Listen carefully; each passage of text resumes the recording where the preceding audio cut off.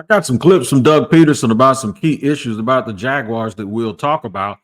And then what is this whole lost the locker room thing? What does that actually mean? We'll discuss it here on Locked On Jaguars.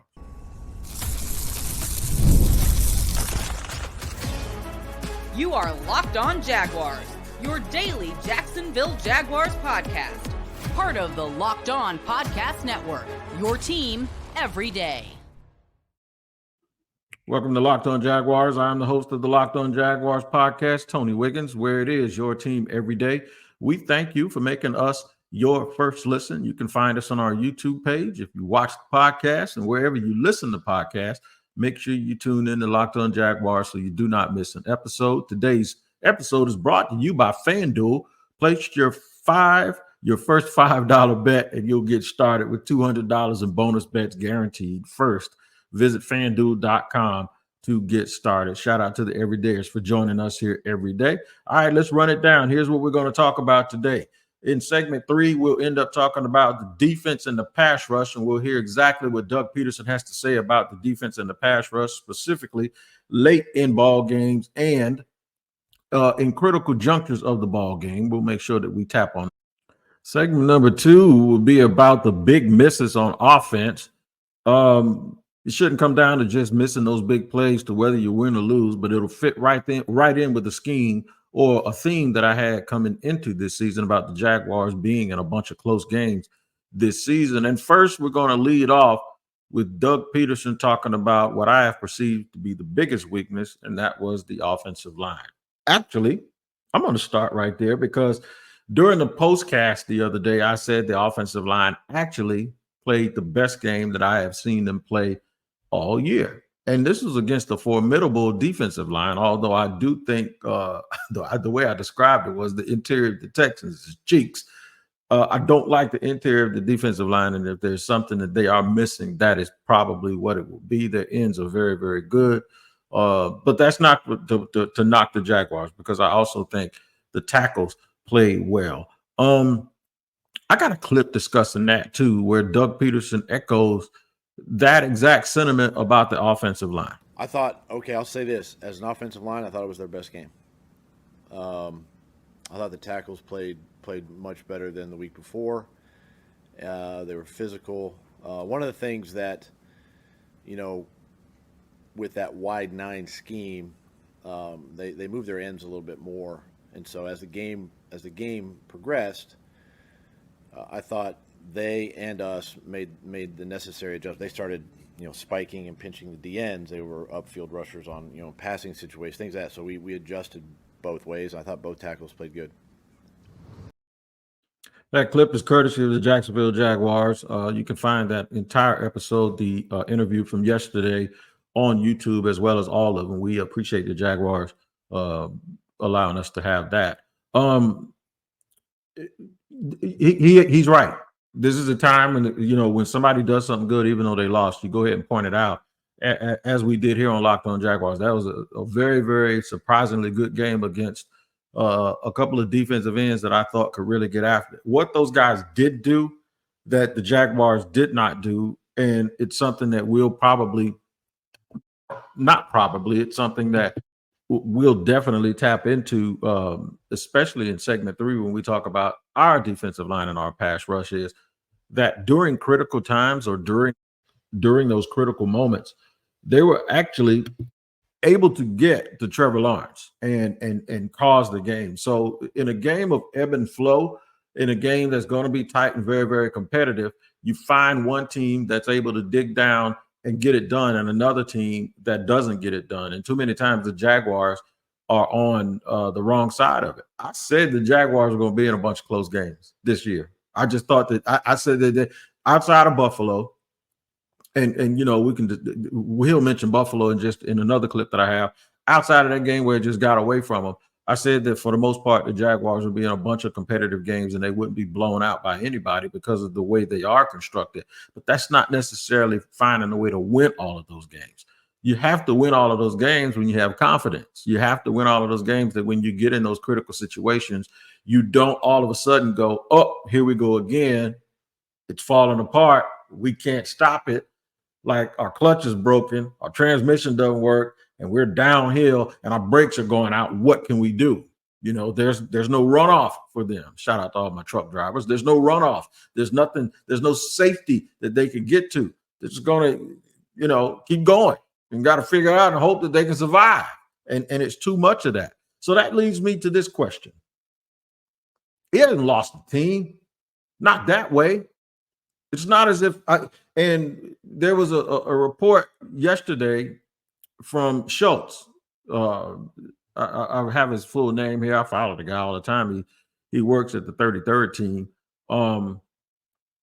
He mentioned Jordan Schultz. Jordan Schultz was on a podcast yesterday where he mentioned that he had talked to people that said that they're done with Doug and he's out. I had not heard that.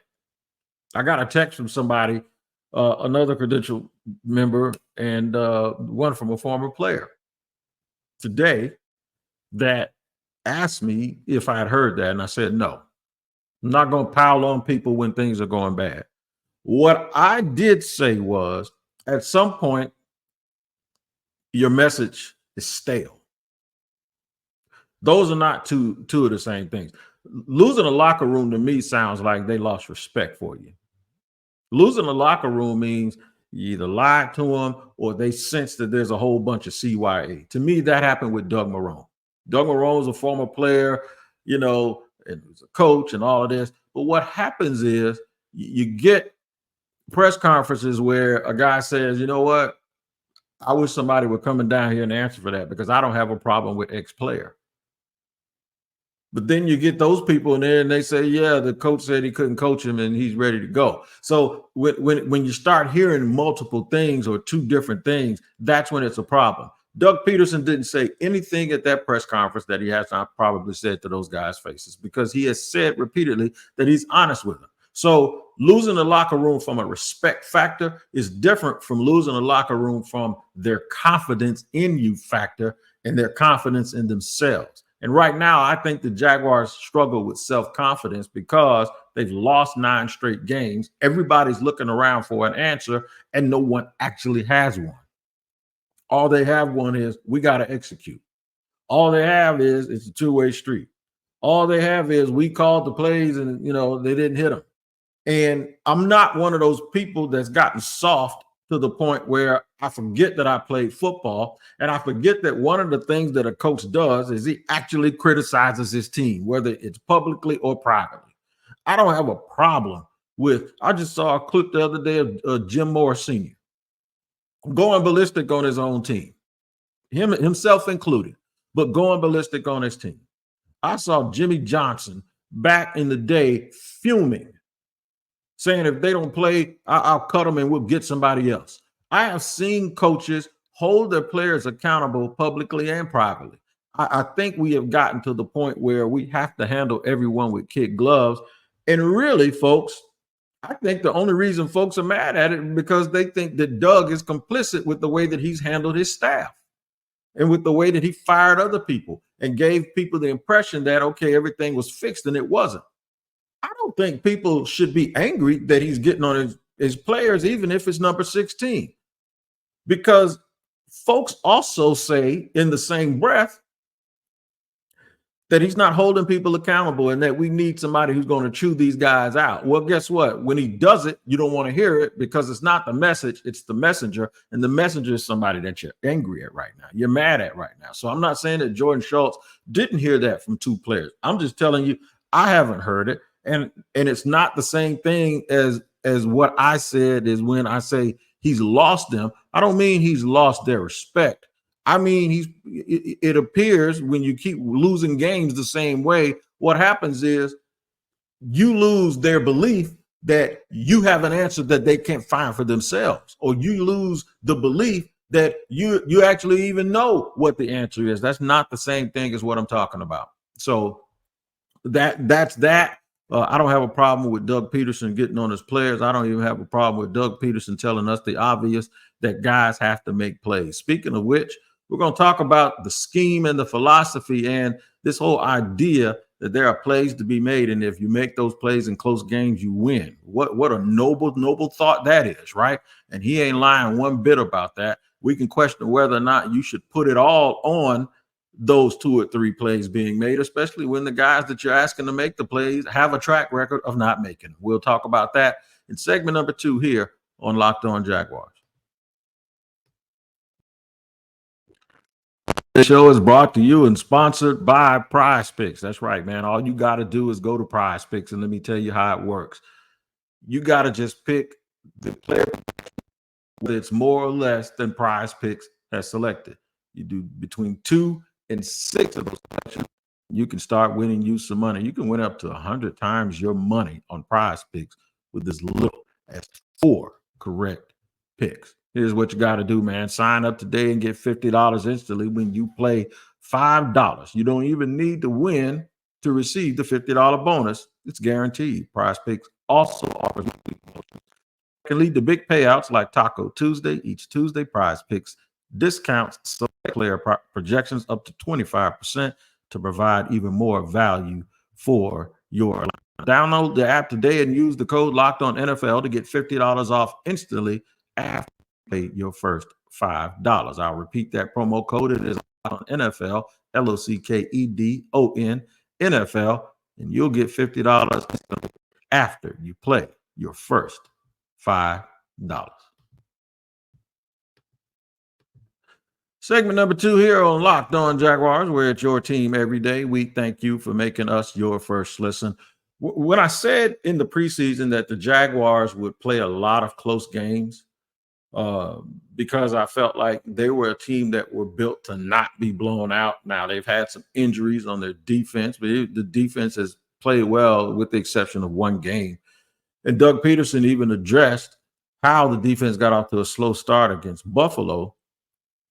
But then how the Jaguars were, and we'll do that in segment 3, but how they, in these close games, were unable to make the big plays that the other team would make. And we could look at this as a philosophical issue that, okay, why we got to be in such close games and why does it have to come down to who makes the big play and who doesn't? Welcome to the NFL, because that's usually the way it works, right? You have to make your share of those big plays. You have to play consistently enough to put yourself in a position that it comes down to a play here or a play there, and hopefully your playmakers are better than the team's playmakers from the other team. That has not been the case. There have been things that were missed, and I know most people feel like if things were a little bit cleaner and if the team played a little bit more even, that it wouldn't come down to that. And there are some situations where you're absolutely right. In Miami, there were a couple of drop passes and a fumble that if the Jaguars had made those plays, those big plays that the other team made would have been irrelevant because they probably would have been in a different defense where, okay, we got a 17-point lead with 1 quarter left. Let's just kind of keep everything in front of us and make them earn their way down the field and make them eat up 9 minutes off the clock. And then we'll get the ball back and we convert 1 or 2 first downs, and now we're almost home. That is not playing scared. What it is, in my opinion, is that is a way of managing the football game.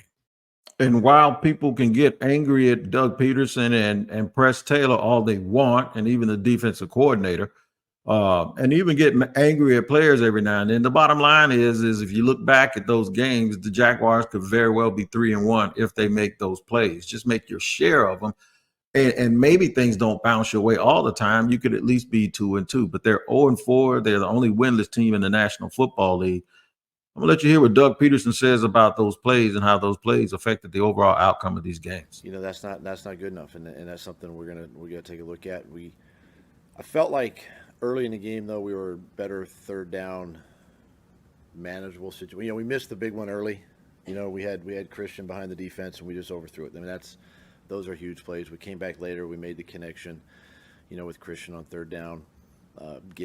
BT had a huge third down reception. I think it was 3rd and 10, you know, but, you know, things that we've got to be better there. And protection, really I mean, 99% of the game was really good. I thought Trevor, you know, was clean, you know, most of the game up until there at the end when they were, you know, doing some exotic pressures. But I thought protection was good, and even on those third downs. So what's going on here? You see that there's a theme here. The Jaguars are in these games. It's nip and tuck. And then when they have to have it, they don't get it. And when they have to stop the other team from getting it, they don't get the stop. There's a theme here. This is what happens to teams that don't win. This is what happens to teams that end up 0-4 when it appears that they're much better on paper than that record indicates.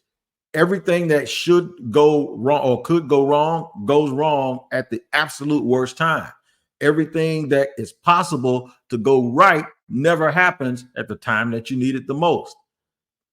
That to me comes back to the standard that you set. That comes back to me with players having the confidence and knowing who they are and trusting and believing in you. That doesn't mean that you lost the locker room. What that means is that somewhere along the way, something's missing. There's some sort of ingredient missing here. And we have to, Doug says they have to look at everything. They have to look at the rotations. They have to look at who's in the game at critical times. This is one of the reasons I say make sure when those critical times come, your best players are in the game. And those critical times aren't when the game gets a little rough. One of the examples I give you, and I've given it here on Locked On Jaguars before, if you haven't heard, in the opening week against the Dolphins, the Jaguars were up 14-7. They had a minute to go. They showed confidence in Trevor and the kicking game. They went about 40 yards in that minute and got themselves into a long field goal range. They rolled their kicker out there for like a 50-some-odd yard field goal, a rookie, and he nailed it. The critical part of this was they went up 17-7, and the Jaguars got the ball back in the second half first. The first two touches out of halftime break were to Tank Bigsby and Parker Washington. That's not the way that should have gone. Even though Tank Bigsby was having a nice little day, Travis Etienne is still your starter. And I'm not saying you had to give the ball. I would have been okay with giving the ball to Tank Bigsby and then throwing it to Brian Thomas Jr. or Christian Kirk. That's not the time to be experimenting. So it didn't seem like a big play at the time, but it did end up being a big play because where you could have made that 2-minute swing, the last 2 minutes and the first 2 minutes, you could have scored, got the ball back, and went and scored again, even if you got a field goal, and it would have put Miami in a tough situation. But once again, because of some rotation system that they have or choices that they make, they put guys on the field that are not their best players. They're looking for plays. Someone said it yesterday. It's not about plays, it's about players. They were looking to use certain plays in that scenario when they should have been looking to go to certain players. And I think that is a mistake that Doug Peterson and Press Taylor makes, where they're probably just overthinking it. Just go to the best guys you have, man, and put the ball in their hand. And don't try to wait till the end of the game to do that. I'm going to discuss some more stuff, the defense and the pass rush specifically, because people are wearing me out talking about Aiden Hutchinson. As if Aiden Hutchinson was on this team wouldn't still be 0-4. If you think anything else, you done lost your mind, because Travon Walker is not the reason they are 0-4. You can bet that bottom dollar. That is not the case. All right. We'll discuss that in segment 3 here on Locked On Jaguars. Gotta let y'all know about today's sponsor, which is FanDuel. It's America's #1 sports book. You want to win you some money, you better listen up, because this is how you do it. You can start the season big with a return to FanDuel, which is America's #1 sports book, as I said. So, it's like, when you're on your page where you made your picks, and then you have a hunch about something, right? And you want to do some in-game movement, and then you have to leave that page and go to another page. Well, you don't have to do that anymore. You can see it all from one big page in the middle of the game, and you can check out the latest stats. You can view live play-by-play and so much more on the same page where you actually place your bets. And you'll also get started with $200 in bonus bets guaranteed when you placed your first ever $5 bet on FanDuel. That's right. Guaranteed. All you got to do is place your first $5 bet, and $200 in bonus bets will be there whether you win or lose. So that's FanDuel. It is America's #1 sports book. Get on it, man, and go have you some fun, and visit FanDuel.com.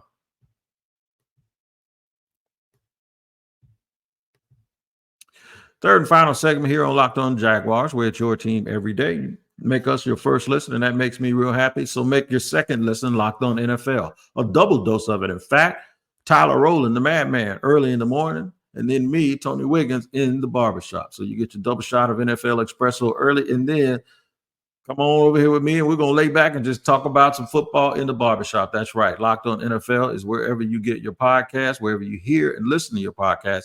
And then you can watch us on our Locked On our NFL YouTube page as well. It's the new Locked On NFL show twice a day.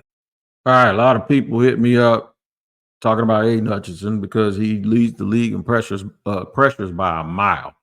I never said I didn't like Aiden Hutchinson as a player, so y'all can stop that. I said I understood why the Jaguars drafted Travon Walker, and I actually do like Travon Walker as a player. Most people around the NFL like Travon Walker as a player. This whole Aiden and Travon thing, yeah, they're gonna be tied at the hip forever, and I get that and I understand that. I'm not rooting for Aiden Hutchinson not to be successful. I'm rooting for Travon Walker, one, because I met the kid. He's a real nice kid. Met his parents. They're real nice people. And he pretty much does everything that they ask him to do here for the Jacksonville Jaguars without breaking scheme. Trust me, if they had more people like that, I wouldn't even be worried about this team. All right? The whole whether or not he was worth the first overall pick, that's water under the bridge, right? That has nothing to do with why the Jaguars are 0-4. And if you think that, you're absolutely crazy. That has nothing to do with why they're 0-4. You can look at a bigger picture. The bigger picture is the whole Trent Baalke drafted for traits, and as opposed to having proven production. That's something that you could think about. But that, if you go down that rabbit hole, guess what? There's probably another example I can give you where it worked the total opposite, where someone drafted for traits and they were right about one player, and then someone, like for instance, Nakobe Dean. People wanted the Jaguars to draft Nakobe Dean in the first round. There's been a whole bunch of linebackers better than Nakobe Dean that weren't as successful in college as Nakobe Dean. That's just the way that this works. That's the way, and people miss. It's just that when you miss all the time and then you don't align it with the proper system, and then you don't align guys and put guys in a position to be as successful as you want them to be, and then another guy just takes off because somebody does recognize how they need to play, and they do that and they implement that from day one. Well, now you get people arguing and fussing with each other. The pass rush in Jacksonville is only a problem when the team needs them to not be a problem. It seems like they can get after people, but just like on offense, when they miss plays, when Trevor misses throws and all of that stuff, the defense misses some opportunities as well. And I go back to wondering about that rotation system, and our guys greased up enough. Listen to what Doug Peterson has to say about the pass rush here in Jacksonville.